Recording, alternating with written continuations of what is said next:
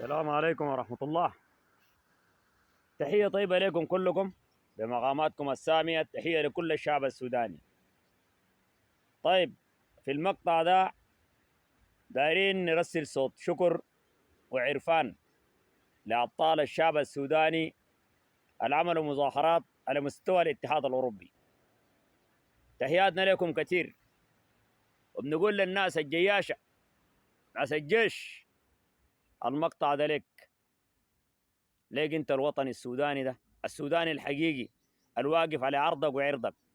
يجب مساندة القوات المسلحة في التوجه مع العلاقات الروسية والصينية.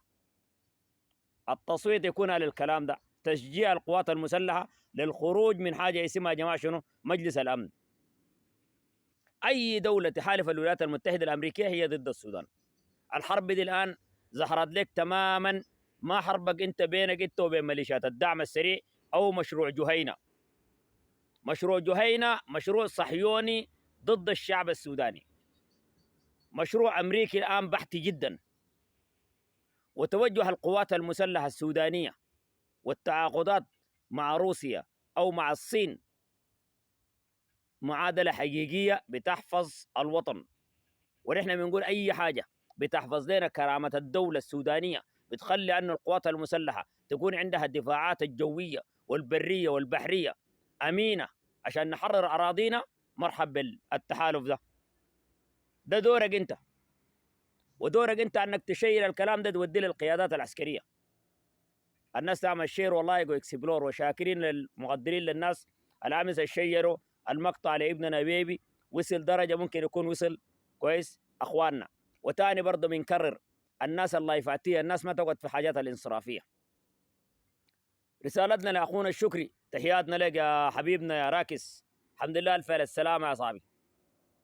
الحسه وطن يا مان، تحياتنا لك. وانت ما بتتوصى للوطن يا صاحبي، لكن فوتك من ناس حازم ما بعرفوا ليك والله والفنانين عملوا فوت الناس دي لزول.